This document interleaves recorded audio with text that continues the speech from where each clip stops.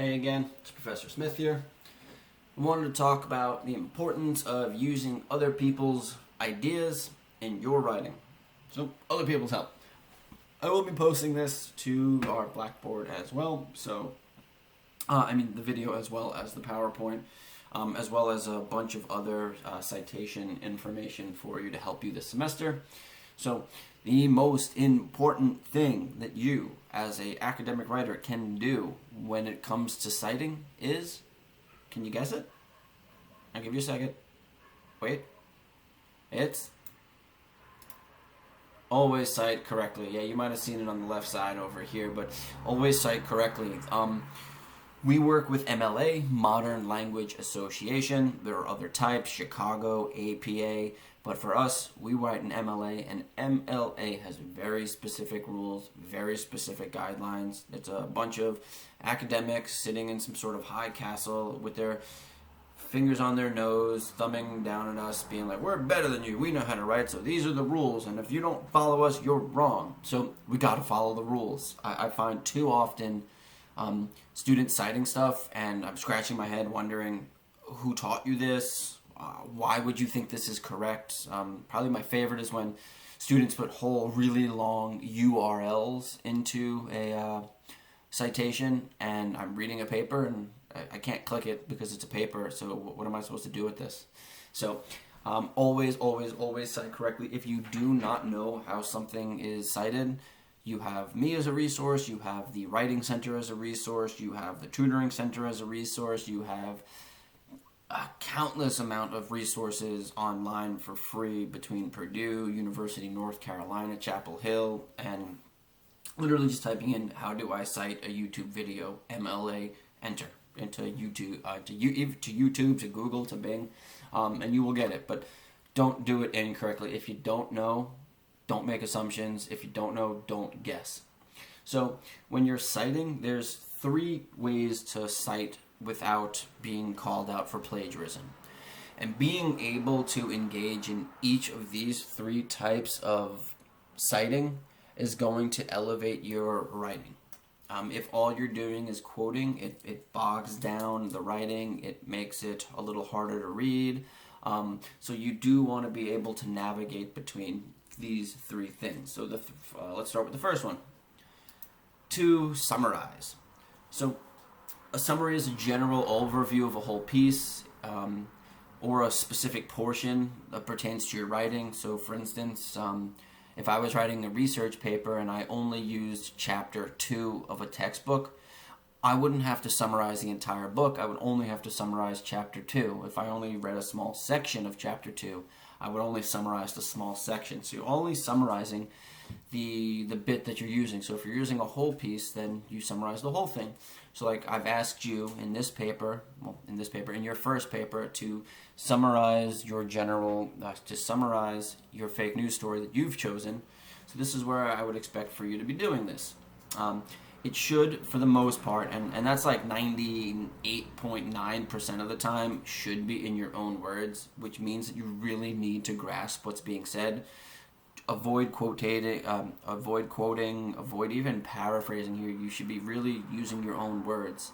I mean, think that your summary are typically shorter paragraphs or shorter sections, but the way to ensure that you are not guilty of plagiarism when summarizing is to make sure that in your first sentence that you are saying who's speaking. So for instance, this fake news article talks about this, or John Jameson has ideas that say blank, blank, and blank. But by saying it's from here, or it's in this, or this person has this idea, it's going to help you to ensure that I know what you're talking about. Because all too often when I'm reading summaries, I get confused about if you're summarizing or if you're telling me your point of view. Lastly, with your summaries, do not put in any comments, do not argue, just tell me what it is. A summary is really meant for me to understand something, not for you to argue about something. So how do you summarize? What do you look for? What's the main point, the thesis statement? What's the main point? What's the main argument? What's the main cause? You could summarize any of the examples that were used, and you could also try and look for supporting evidence as well to bring into your summaries. It's really hard to summarize unless you've, one, read what you need to summarize, and two, genuinely understand what it is that you've read. So summary, it's important. It's typically not the biggest thing you do, but it's important to know how you can do it. So next we have paraphrasing. Paraphrasing it's a halfway mark between summary and quoting. Typically, it's seen closer to quoting, and it's seen as a way to quote, but quoting in your own words. So a paraphrase is a rephrasing of a statement in approximately the same amount of words. Whoops. That works, words. So for instance, if I had a sentence that was 10 words, my paraphrase would be maybe 8, maybe 9, maybe 10, maybe 11, maybe 12 words.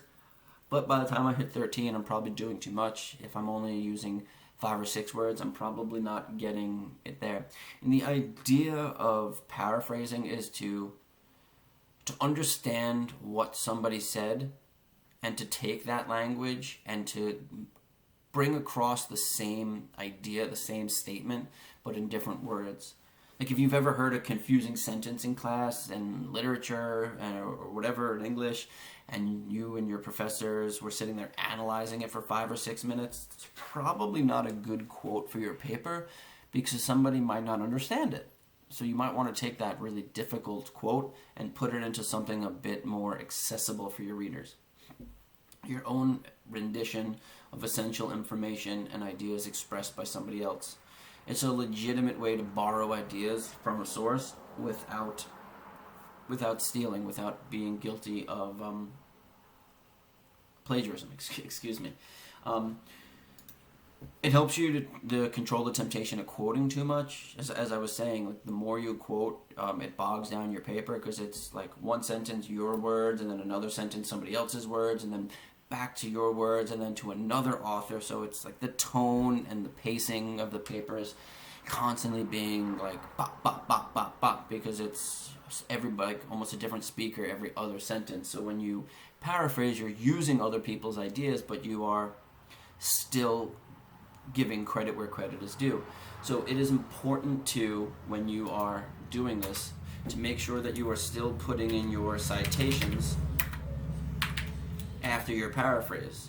You might not be putting in, you're not putting the sentence in quotations, but you're putting the citation at the end. I'm going to go over citations a little bit more after this section. So, paraphrasing, it's really similar. Like, how do you do it? It's really similar to the way you'd go about summarizing, where it's the core of it is a genuine, deep understanding of what the author is saying. So you might read the original sentence or paragraph 2 or 3 times to make sure you understand it. You want to determine the writer's meanings. You may look up, define unfamiliar words, observing their exact meaning. So like, if you think you know the definition of a word, but you wouldn't wager $100 on knowing its actual definition, I'd probably look it up. English has very specific words that mean very specific things, and so people sometimes tend to use them, I don't want to say incorrectly, but not completely correctly. So it's important to really know what it is, and a dictionary really helps. This is a big no-no, and I know a lot of students who do this. I personally, when I was a freshman, sophomore, used to do this. I would just go to thesaurus, and I would change 1 or 2 words in the sentence to synonyms, and then I would, boom, there it is. But that's not a good idea. 1, because that's not what paraphrasing is, and 2, synonyms aren't the same words. They are words that are alike. So when you go to thesaurus.com, you might see a bunch of words, but they're not exact. They're close to. They're similar. So if you're going to use a synonym, make sure to look up the definition before throwing it into your paper, because it might be wrong. When do we paraphrase? Well, when you want to use another writer's words without plagiarizing, when you want to use another writer's words without the use of quotes, the ideas of the other writers are more important than his or her style, or you think that the words of the writers are too difficult. I heard one definition of something called postmodernism, which we're not going to get into right now, but the definition is postmodernity. Wow, postmodernity is incredulity to all meta-narratives. Considering I've really analyzed that statement, I genuinely know what it means, but I would never put that into my paper because that's really difficult. I would try and paraphrase that to make sure that somebody understands what it is I'm talking about. You want to summarize, or as opposed to paraphrasing. Paraphrasing is short, it's 1 or 2 sentences, whereas summarizing typically is a little bit longer. But to think about the difference between the two, when you want to identify the main idea of a writer, by saying, like, the main idea of this article is blank, blank, blank. The main idea of this article is you should love to jump. Like, that's not a paraphrase, but you're summarizing the entirety of the article. When you want to give an overview of a topic or a source. So again, it's a bit more general when you want to summarize. When you want to simplify a complex argument. And when you want to condense matters to suit your requirements. So if it's a larger idea, like if you were to paraphrase it, it would have to be a pretty much equivalent. If it's 70 words, you'd have to write roughly 70 words. But if you summarize it, you can condense those 70 words greatly in your writing while still getting the same point across and still giving credit where credit is due. When to quote. When you want accuracy, when you are unable to paraphrase or summarize the source material without changing the intent, and that's a author's, a decision you have to make. Authority, quoting, in many cases allows other people to hear the person, the professional, the expert that you've chosen as a source. So you may want to use a quote to lend expert authority, a quote for conciseness when your attempts to paraphrase are awkward or longer, or when there's really just unforgettable language that you think is just like super great and like your audience is going to love it and they're just going to, you wouldn't want to change it, so it's that great. When you are quoting, as well as when paraphrasing, these are some things that you want to avoid. This one, the top, is probably the one I find students most egregiously breaking. If you cannot take out a quote that aren't helping, then you don't need the quote. The salting syndrome is when a student will realize they should put in more quotes, but their paper's finished and they don't want to go back and rewrite paragraphs, so they'll just put in a quote between a sentence in the middle and say, yep, I did my quotes, Professor Smith's gonna love it. But if I can take the quote out of that paragraph and lose nothing, then you really didn't need that quote, and it's there more for aesthetics or because you thought you needed it rather than you using it because it actually helps. The weak weave, when you rely on the author's points to make assertions. So this is when students are having paragraphs that are 90% quotes and 2%, 90%, 2% their own words and 8% summary or something like that. I think that's 100%. You do want to avoid starting your paragraphs with quotes. We're going to talk about paragraph structure in the next day or two, and that'll hopefully make a little bit more sense then. But in a nutshell, your paragraphs start with a topic sentence, which is you explaining to me what the point of the paragraph is, almost like a mini thesis statement. And that's really hard to do with quotes. You also do not want to use the same introduction for each of your quotes. So, Professor, what do you mean when you say introduction for your quotes? Well, I mean is that what you should be considering for quoting is something called, or as I like to call it, the quote hamburger. And let me actually write that down here so we could add it in when we are talking. The quote ham. Let's go with tofu burger. A little bit more nice. All right. So a tofu burger has top bun, tofu, bottom bun. A little boring, just bun, tofu. So apologize for that. But if we start to see our quotes in this sense that there's 3 parts to it. There's the top bun, the tofu, and the bottom bun. If we can get all 3 of those things in, this is the case for summary. This is the case for paraphrasing. So I should even change this how to integrate others' ideas. And Jonathan Smith, you should spell correctly integrate. How to integrate others' ideas. And this, again, as I said, for quoting, for summary, and for paraphrasing. The top bun is the signal phrase. A signal phrase, like a stoplight, lets people know what's about to come. A signal phrase, clause, or even a sentence leads into a quotation or a statistic. These generally include the speaker or author's name and some justification for using him or her as an expert in this context. So you might say something along the lines of, in the words of researcher Radlimer and Tischerbaum. So like in the words, so these are the people who are speaking, and then boom, here's the quote. So hey everybody, here comes a quote from these guys, and here's the quote. As Matt Sundin has noted, boom, here's his quote. Patty Penna, mother of child killed by driver distracted by cell phone, points out that, and here's her quote. So we know who is speaking. We know why, her authority about why she's speaking. We know what she's going to be speaking about. We know who's speaking. So we have these introductory things, these signal phrases that indicate a quote is coming. If you're just saying me, period, and then quote, it's jarring. It's like, oh wait, who's speaking? Why are they speaking? And almost sometimes I might not even see the quote, and I'm like, wait, that person's tone really changed. So these are some signal words that you can use. She admits, the author's grant, the article implies, the study shows, the reports report, the reporter reports, he rejected, she rejected. And you can use these words, and if you go on to the Google or the Bing, you can type in signal phrases, and a much bigger list comes up. So the middle bun is the actual quote itself. The boy is tall. The boy is tall. The boy is tall when he wore his skates. So we have the quote, which is the actual tofu. We would even consider the actual citation, the in-text citation, as part of that quote, my period being on the outside.